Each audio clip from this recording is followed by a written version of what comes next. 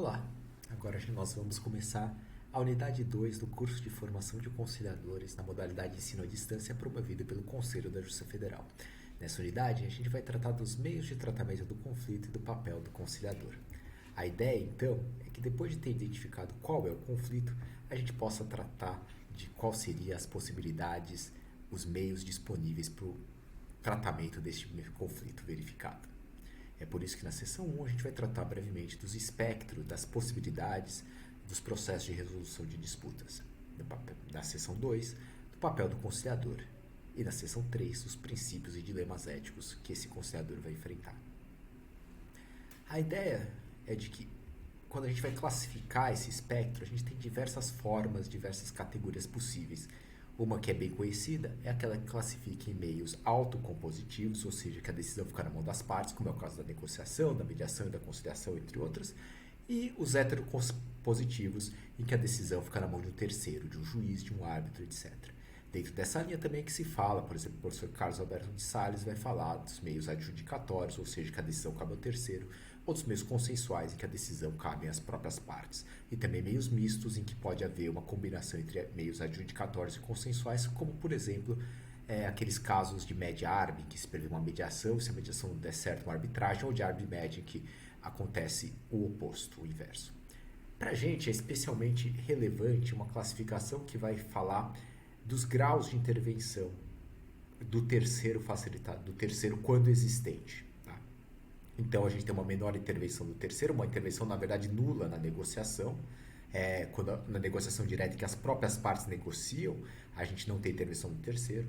Depois na mediação a gente vai ter uma intervenção de terceiro facilitador, mas de um terceiro facilitador que não sugere opções, mas que fica mais propriamente na facilitação da comunicação, sem que possa nem mesmo sugerir opções. Na conciliação a gente vai ter também a facilitação da comunicação, mas já podendo sugerir opções.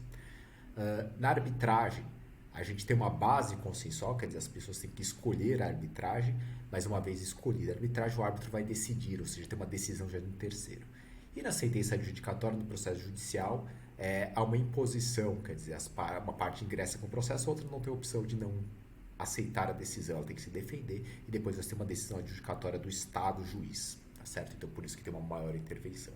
Essa classificação de maior e menor intervenção é especialmente útil para a gente, porque quando a gente vai trabalhar em conciliação específica, que é o objeto do curso, a gente vai ver que é possível ter um certo grau de intervenção e que esse certo grau de intervenção, que é maior que o da mediação, pode ser especialmente útil quando a gente trata de situações de notório desequilíbrio de poder, que é o que costuma acontecer, como foi dito na Justiça Federal. O importante, no entanto, também é perceber que não existe uma hierarquia entre mecanismos.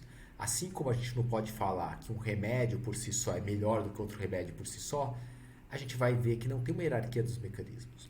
Tudo vai depender de qual é o conflito, e aí fazendo uso da mesma metáfora, qual que é a doença que se pretende ser traçada, tá certo? A gente vai ter, então, o mecanismo adequado para determinado conflito. Assim como uma metáfora que é comumente utilizada pela desembargadora federal Dalva de Santana, a gente vai ter o remédio apropriado para determinada doença, tá certo? Então, muitas vezes a gente vai notar até mesmo que nem sempre o meio consensual é o mais adequado. Tem casos, sim, que a sentença é mais adequada, tá certo? Tudo vai depender do conflito apresentado. A ideia de papel do conciliador vai nos remeter para a definição do conciliador. Antes a gente não tinha uma definição legal, agora a gente tem por meio do Código de Processo Civil de 2015. Na base, o código ele vai trabalhar com uma distinção baseada no grau de interferência, como foi dito. O conciliador pode sugerir opções, o mediador não pode sugerir opções. E esse grau de intervenção também é ligado para o tipo de conflito, quer dizer, se entende que o conciliador pode ser mais interventivo justamente porque ele trata de relações mais pontuais, como acidente de trânsito, por exemplo. E o mediador é menos interventivo porque ele trata de relações continuadas, ou seja, relações que existiam antes do conflito nascer e que vão existir depois, como situações de família ou de vizinhança. Por ser situações mais pontuais, por exemplo, de pessoas que não se conheciam antes, por exemplo, numa batida de carro, e não têm vontade e desejo de manter uma relação posterior, a conciliação pode ser mais interventiva, o conciliador pode ser mais interventivo. Costuma ser associado aos conflitos característicos da Justiça Federal como matérias de conciliação e não de mediação, embora haja uma certa divergência em relação a isso, já se reconhecendo que existem áreas da Justiça Federal que são mais apropriadas para mediação, em especial ações complexas, do que para conciliação. Tá? As características gerais do terceiro facilitador, e aí que a gente pode tratar de elementos comuns tanto ao conciliador como ao mediador, é que a sua simples presença, quer dizer, a partir do momento que a gente coloca um terceiro tratando de uma relação que antes era só entre duas partes, entre as pessoas do conflito, a gente vai interferir na relação. É evidente que na presença de uma pessoa estranha à relação, as pessoas não vão falar igual quando elas estavam falando diretamente. De todo modo, tanto o conciliador como o mediador, o que eles vão tentar é facilitar a comunicação. E para essa facilitação, eles vão ter alguns princípios de atuação. Se a gente for pensar só nos princípios positivados no Código de Processo Civil, na Lei de Mediação e na Resolução 125 do Conselho Nacional de Justiça, a gente vai ter esses princípios que estão aparecendo na tela, da validação de sentimentos, né, da consideração que os sentimentos eles devem ser reconhecidos e não julgados, a isonomia entre as partes, quer dizer, não o tratamento favorecido, preservação da isonomia material e não meramente formal, o respeito à ordem pública e às leis vigentes como um limite de atuação em determinadas circunstâncias, maior ou menor, do conciliador, a competência que o terceiro facilitador deve ter, ou seja, ele deve ter habilidades específicas, um treinamento específico, uma capacitação específica para atuar com qualidade, a preservação da autonomia de vontade das partes, ou seja, são elas que são as donas do conflito e elas são as donas da decisão que considerem mais justas, a confidencialidade, no sentido de que o procedimento, uma das vantagens dele é que o que é dito lá na conciliação e na mediação não é levado para o processo judicial, claro que com as devidas exceções, como cometimento de crime de ordem pública, etc., mas a confidencialidade normalmente é colocada até como uma das vantagens da mediação e da conciliação. A informalidade, não no sentido de que não existam certas regras, mas que a gente trate, como o professor Martin Galanter fala, de um formalismo de forma breve. Quer dizer, a gente tem uma certa flexibilidade, também muito relacionada com a ideia de que o procedimento deve ser, na maior medida possível, oral, propiciando a negociação direta entre as partes, uma tratativa mais informal que permita, assim, nesse ambiente mais acolhedor, gerar opções de ganhos mútuos, tá certo? A gente vai ter também a independência e a autonomia da atuação do terceiro facilitador, não estando sujeito a pressões de quaisquer das partes e mesmo do juiz, uma imparcialidade na sua atuação, no sentido de que ele não deve favorecer nenhuma parte nem outra, ele deve buscar sim uma decisão informada delas, ou seja, buscar que as partes decidam de forma que saibam o que estão decidindo, mas sem que isso represente uma ofensa à imparcialidade. E assim procedendo, gere um empoderamento das partes, tanto como donas do conflito que foi trazido a ele, mas também para que possam no futuro resolver de forma mais amigável, de forma consensual os conflitos que forem surgindo. Há o princípio também da busca do consenso, não no sentido de que se deve impor um acordo, mas sim que se deve possibilitar as condições para que o acordo, caso seja o desejado, caso as partes entendam que seja a melhor opção, seja possível. E para isso também se deve preservar a boa-fé, no sentido de uma boa-fé objetiva, um standard padrão de conduta e não apenas uma boa-fé subjetiva, certo? É por isso que a gente tem o Código de Ética dos Mediadores e Conciliadores. Os marcos normativos basicamente são o anexo 3 da Resolução 125, o Código de Processo Civil no artigo 166 e a Lei de Mediação no artigo 2º. A existência desse Código de Ética, desses parâmetros de conduta, vão gerar uma maior profissionalização da atividade, né? Eles vão notar que o conciliador ele exerce uma atividade que lhe é própria e que é diferente daquela do juiz ou de outros auxiliares da justiça, como o perito, como contador, etc., e que assim vai gerar uma maior caracterização da atividade e assim uma maior profissionalização, certo?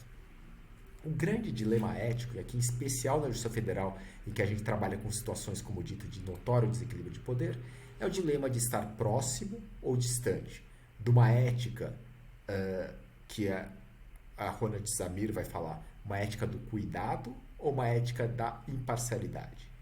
Se fala que o conciliador ele deve acolher as partes, ele deve propiciar, por exemplo, uma decisão informada, mas ao mesmo tempo se fala que ele tem que ser imparcial e distante das partes. Esse é o grande dilema que o conciliador vai viver, talvez durante o dia a dia da prática diária da Justiça Federal.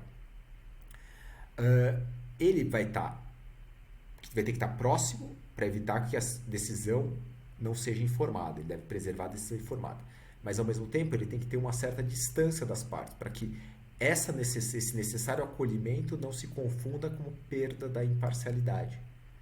Então ele vai ficar como se fosse numa balança de princípios de um lado, que vão falar para ele estar mais próximo, como decisão informada, empoderamento, validação, isonomia no sentido material, e princípios que vão falar para ele estar mais distante, como imparcialidade, respeito à ordem pública, autonomia das partes. Claro que vai ser difícil ele harmonizar, ele saber como atuar em todas as situações. É por isso que o que se diz é que o dilema ético ele é vivenciado diariamente. Ele não tem uma solução pronta. Talvez um limite seja garantir a decisão informada sem que se perca a imparcialidade. É por isso também que alguns autores, por exemplo, Christopher Moore vai falar que não é bem uma imparcialidade que o terceiro facilitador, o conciliador e o mediador tem. É mais uma ideia de omniparcialidade, no sentido de que ele deve garantir essas duas coisas. Ele deve garantir o acolhimento das partes, a proximidade e, ao mesmo tempo, a distância. Talvez uma possibilidade da gente conseguir algum parâmetro seja pensar nos limites de atuação do conciliador. E aí pensando na possibilidade de intervenção. Avaliar no sentido de julgar, no sentido de orientar as partes sobre a opção para a solução do conflito que seja para ele, conciliador, mais adequado, ele não pode fazer. Nem conciliador, nem mediador podem avaliar. No outro extremo, fornecer informações neutras, conhecimentos gerais sobre o processo, por exemplo, falar o que é o processo de conciliação, o que é o processo de mediação, o que está sendo colocado nos autos, qual que é o andamento processual. Isso aí, entrando nas informações procedimentais, o informar pode ser feito tanto pelo conciliador como pelo mediador. O sugerir, e aí está a distinção entre conciliador e mediador, como nós já vimos, vai estar entre apresentar opções para a solução do conflito, no entanto, sem demonstrar a opção por nenhuma delas. O que se diz é que o conciliador ele pode colocar as cartas na mesa, mas ele não pode pegar, não pode puxar a carta que lhe é mais agradável. Essa decisão de qual é a melhor carta, qual é a melhor solução, é das partes. Esse é um limite também que pode ser utilizado em relação a até que ponto pode ir a intervenção do conciliador, mesmo em situações de notório desequilíbrio de poder. O conciliador não pode falar para o segurado que está lá na dúvida se vai aceitar o acordo ou não, para ele aceitar. Ou falar que essa decisão é melhor ou é pior, ou é melhor ele deixar julgar ou não é melhor deixar julgar. Mas ele pode fazer opções, ele pode falar, se for julgado pode acontecer isso, isso, isso, se não for julgado pode acontecer isso, isso. Ele pode explicar quais são as cláusulas do acordo, ele pode ler as cláusulas do acordo, ele pode tirar alguma dúvida técnica que exista, que não comprometa a avaliação, mas ele não pode julgar. Tá? Talvez esse seja um parâmetro bom, até para a gente verificar o que o conciliador pode fazer para garantir que a decisão da pessoa, do segurado, do mutuário, do cidadão seja consciente. Claro que isso vai depender muito também do caso concreto. A ideia é que o conciliador ele só intervém também na medida do necessário. Quer dizer, se no caso se nota que a pessoa já está tomando a decisão consciente e que essa é a justiça para ela, essa é a decisão que é justa para ela e não necessariamente para o conciliador, me parece, ele tem que respeitar essa decisão. A gente tem que lembrar sempre que a decisão é das partes. A justiça é a justiça das partes. O importante é que essa decisão seja informada e daí o papel do conciliador em garantir para que haja essa decisão informada. Mas não que ele se sobreponha e que julgue essa decisão como melhor ou pior. Para fazer isso, é importante que ele conheça as fases do procedimento conciliatório e que ele tenha técnicas para fazer isso. Além de ter o conhecimento dos princípios, da ética, da conduta, como ele se deve portar, ele também tem que saber fazer. Isso decorre um pouco da prática e também decorre do conhecimento de quais são essas práticas, quais são essas técnicas, quais são essas fases. É isso que a gente vai fazer na unidade seguinte. Tá bom? Tudo bem até aqui? Podemos avançar então? Obrigado e até mais.